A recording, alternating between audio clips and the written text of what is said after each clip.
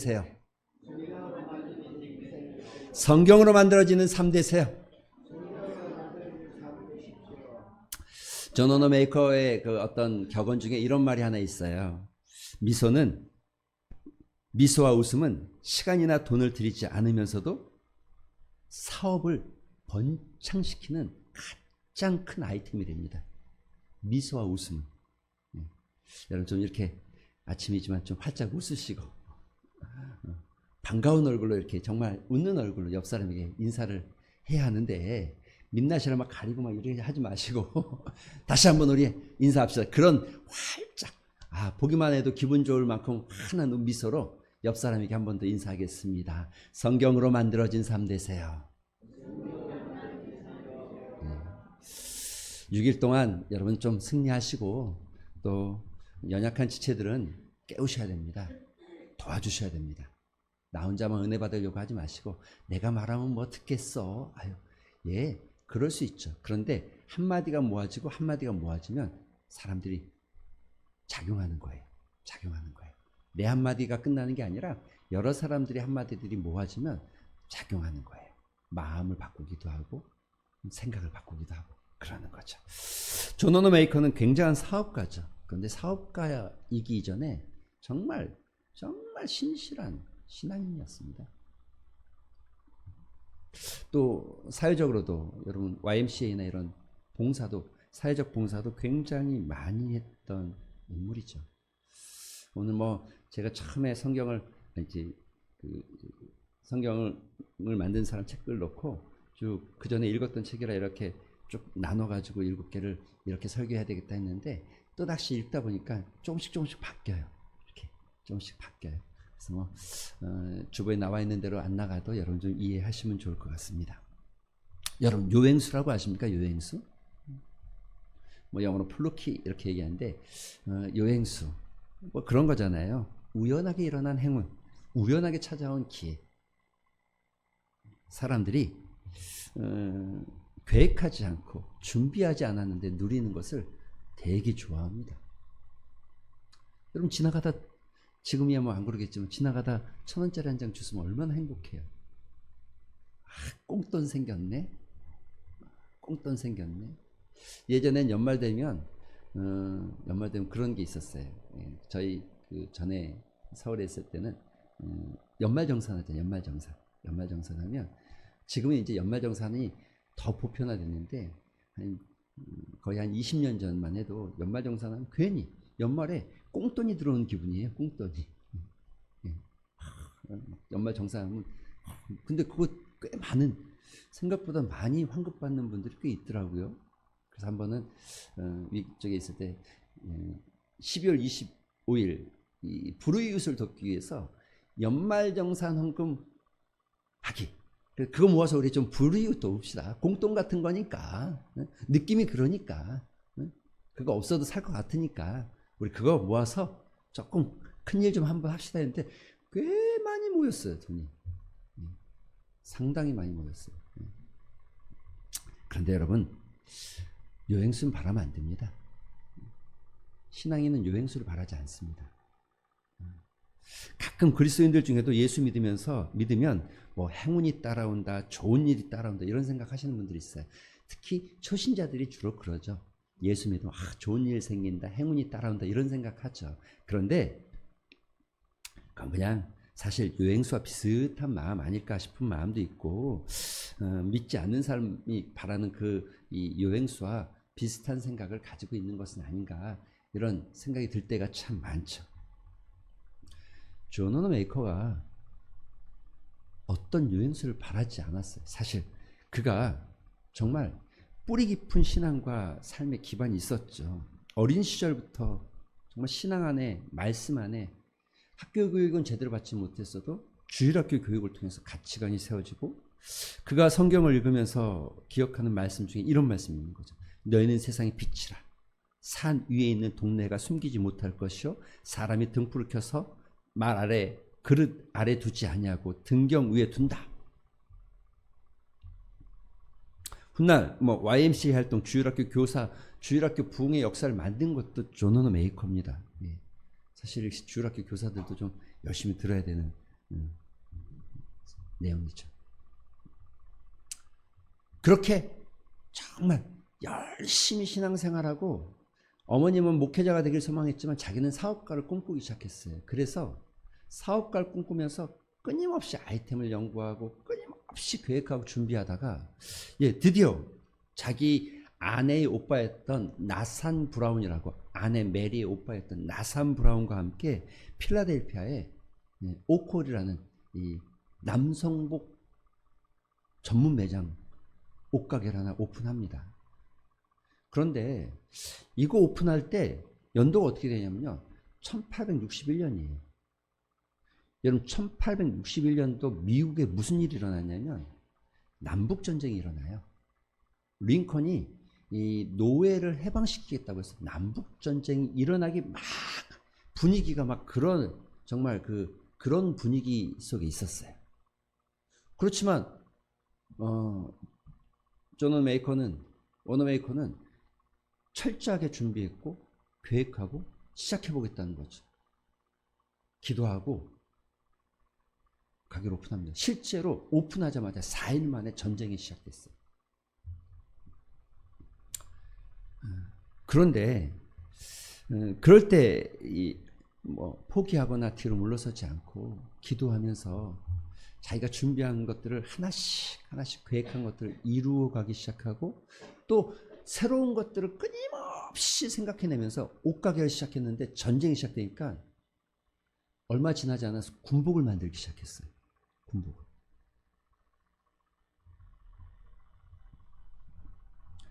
그게 기회가 되어졌고 사업이 번창하게 되어졌고, 또 하나 이렇게 사업을 시작하면서 여러분, 어렸을 때 실타래, 어머니 심부름으로 실타래 사러 갔다가 그 실타래 주인집 점원이 자기를 굉장히 불친절하게, 그 내용이 뭐냐면 실타래를 사러 갔는데 어떤 실인지 색깔이 이게 잘 정확하게 기억이 안 되는 거예요. 그래서 왔는데 뭘 찾다 보니까는 몰라서 어쩔 수 없이 막 점원은 뭐 빨리 사라고 그러고서 생각나는 대로 하나를 샀어요. 이게 어머니 생일 거다. 사가지고 왔는데 와보니까 이게 아니야. 그래서 하나도 뜯지 않고 바로 가져와서 바꿔달라고 하는데 안 바꿔줘요. 안 바꿔줬어요. 너무 불친절하게 내가 왜 바꿔줘야 되냐. 뭐 아주 그냥 그때 그 마음을 가지고 자기는 친절하게 하겠다라는 마음이 있었죠. 그리고 예수 안에서 내 이웃을 내 몸같이 사랑하라는 주님의 말씀을 워너메이커는 기억하고 있었죠. 사업은 어려웠습니다. 하지만 한 가지 분명한 원칙이 있었는데 그때 만들어진 이야기입니다. 이게 고객은 왕이다. 이게 존 워너메이커가 만든 겁니다. 그 전에는 여러분 상점에 들어가면 그야말로 정가가 없었어요. 그래서 부르면 값이고, 그러니까 적당하니 흥정하기 시작하고 뭐 깎아달라, 뭐 아이씨 안 된다, 막 이런 실갱이가 일어나고 이런 경향들이 굉장히 많이 있었을 때고, 의료업을 시작하기 시작하면서 고객이 왕이다. 친절해야 된다. 고객의 권리를 찾아줘야 된다. 이 교육을 점원들에게 끊임없이, 심지어 나중에 매장이 더 커지고 난 다음에 워너메이커가 몰래 입구에 있다가 나가는 고객에게 묻기 시작했대. 오늘 점원의 서비스는 만족하셨습니까? 오늘 점원은 친절했습니까? 오늘 불편함은 없었습니까? 고객이 물었대요. 물었는데 그 중에 잘못된 뭔가 나오면 그 점원을 다시 친절 교육을 시키기 시작했답니다. 그래서 정해놓은 원칙이 있어요. 그가 정해놓은 비즈니스의 4가지 원칙. 첫 번째, 반드시 정가 판매를 실시한다. 이거 정직이죠. 정직하게 하겠다는 거예요. 어제 우리가 보았듯이 친절과 정직이 그의 삶에 어떻게 묻어져 있는지 정가 판매하겠다. 두 번째, 상품의 품질 표시를 하여 소비자에게 알려주겠다. 정확하게 공지하겠다. 당시만 해도 그렇게 안 했다는 거예요. 세 번째, 반드시 외상거래 이런 거 하지 않고 현금으로 거래하겠다. 그리고 네 번째, 구입자가 원하면 언제든지 환불해 주겠다. 이 환불 제도가 있는 게 깜짝 놀랄 일이에요. 그리고 이게 광고에 나왔어요. 여러분이 원하면 언제든지 환불해 주겠다. 우리 매장은. 그런데 실제로 사람들이 저 집은 망할 거라고 생각했다는 거예요. 그런데 소비자 중에는, 상점 중에는 저 집이 망할 거라고 생각했는데 소비자 중에는 진짜 환불해 줄까 싶어가지고 사람들이 가기 시작했다는 거예요. 가서 사보고 또 환불을 해주는지 안 하는지 확인하다. 그래서 사람들이 막 모여들기도 했다는 거죠. 생각보다 많은 사람들이 모여들기 시작했어요. 그곳에 가면 정말 대우받고 매장 한쪽에는 소비자들이 쉴 수 있는, 고객이 쉴 수 있는 쉼터를 만들어 놓고, 지금이야 핸드폰이 다 있지만 그 당시에는 전화 걸기가 쉽지 않았는데 매장 한쪽에 전화를 걸 수 있을 만큼 어떻게 하면 고객에게 편하게 할까? 강매하지 않는다. 들어와서 보고 나가도 절대 불평해하지 않는다. 잠정적인 고객이기 때문에 절대 불평하지 않는다. 사업은 너무 빠른 속도로 번창하기 시작했어요. 1층에 냈던 매장은 2층이 되어졌고, 그 매장을 기반으로 해서 그랜드 디포라는 최초의 백화점, 공장 건물이 있었는데 그 공장 건물을 사가지고 최초의 백화점을 만든 거예요. 모든 것을 원스토어로 끝날 수 있는 백화점을 만든 거예요.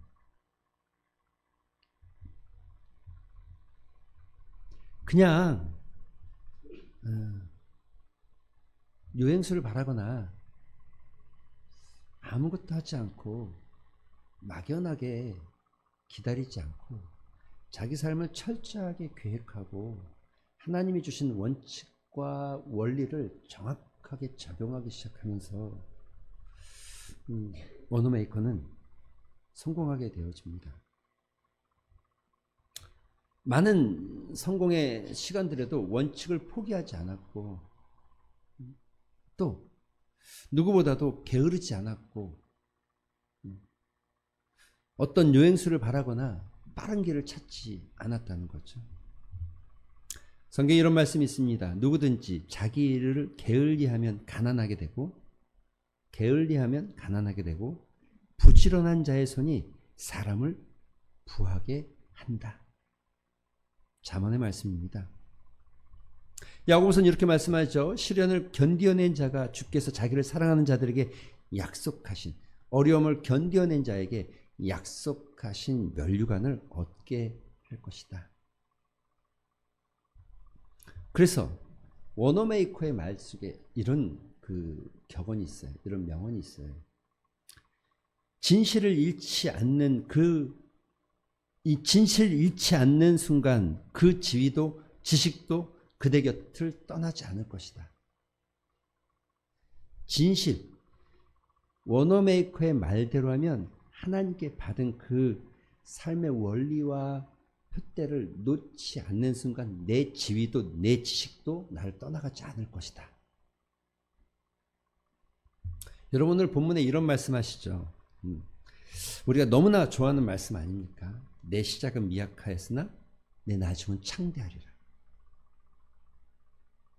그래서 이게 얼마나 좋으면 집집마다 가게마다 심지어 안 믿는 이들도 이 문구를 저희 사업장에 걸어놓고 가게에 걸어놓길 좋아합니다. 그런데 내 시작은 미약하였지만 끝이 창대하게 되어지는 이 일은 여러분 어떤 요행수나 막연한 신앙으로 이루어지는 것이 아닙니다. 하나님은 게을리라는 이에게, 개미에게 가서 배우라고 말씀하시죠. 오늘 여러분 읽은 본문에도 너무나 명확합니다. 먼저 이렇게 말하죠. 청결하고 정직하라. 청결하고 정직하기를 원하십니다. 청결하고 정직하면 반드시 너를 돌보시고 내 의로운 처소를 평안하게 하실 것이라. 내 의로운 처소를 평안하게 하실 것이다. 여러분 시편 24편에 보면 이런 말씀이 있습니다. 우리가 잘 아는 말씀이죠. 여호와의 산에 오를 자가 누구냐? 그의 거룩한 곳에 설 자가 누구냐? 손이 깨끗하며 마음이 청결하며 뜻을 허탄한 데 두지 아니하며 거짓 맹세하지 아니하는 자다. 하나님의 은혜를 누릴 자가 누구냐? 하나님의 축복을 누릴 자가 누구냐? 이런 표현이죠.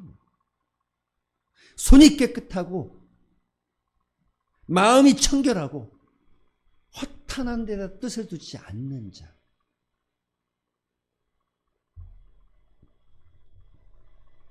그렇습니다. 신앙인이라고 해서 믿음을 가지고 우리는 어떤 기적과 이적을 소망하지만 기적과 이적도 그냥 일어나는 게 아니잖아요.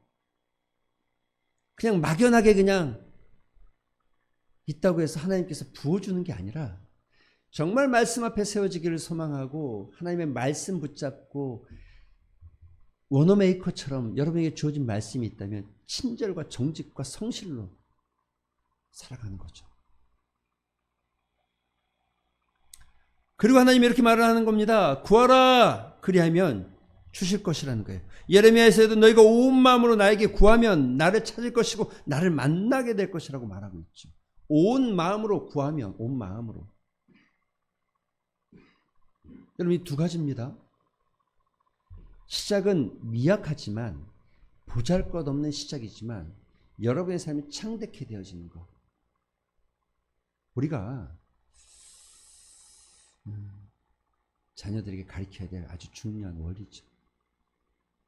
비록 빈손으로 태어나고 보잘것없는 인생 같아 보이지만 정말 우리 인생이 창대케 되어지는 삶이라면 하나님 앞에서 청결하고 정직하고 성실하고 그리고 두 번째 하나님께 구하는 것.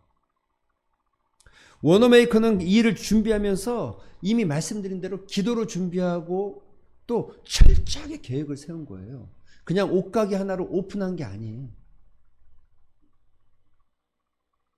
될 만한 곳에 오픈한 게 아니라 철저하게 기도하고 철저하게 준비해서 오픈한 가게. 오콜에 일어났던 남성복 전문점은 그렇게 시작된 겁니다. 그래서 어려운 중에도 그것을 대비할 수 있는 자금이 있었고 그것을 대비할 수 있는 헤쳐나갈 수 있는 힘이 있었던 거죠. 사랑하는 성도 여러분, 다시 읽어보면서 이 존 워너메이커라는 한 사람을 보면서 참 큰 도전을 받습니다. 저는. 은혜가 어떻게 부어지는지, 축복이 어떻게 부어지는지, 하나님이 어떤 사람들을 사용하시고 어떤 사람들에게 은혜를 주시는지를 알기 시작합니다. 여러분, 믿음은 단순히 신념이 아닙니다. 우리의 삶 속에서 구체적으로 나타나기 위해서 어떻게 해야 될지 끊임없이 배우고 끊임없이 성장하고 또 끊임없이 하나님께 기도하고 끊임없이 하나님의 말씀을 붙잡을 때 가능합니다. 여러분, 기독교인이라면 만약에 사업이나 장사나 무엇인가를 꿈꾼다면 이익을 추구하는 것이 아니라 이웃을 사랑하는 방법을 추구해 가는 거예요. 또 우리의 재능과 재물과 노력이 이 사회에 어떻게 기여하게 될 수 있을까를 고민하는 거예요. 이런 게 그리스도인들의 모습 아닐까라는 생각을 해봅니다. 오늘 이 말씀 붙잡고 한번 기도 한 시간 가졌으면 좋겠습니다.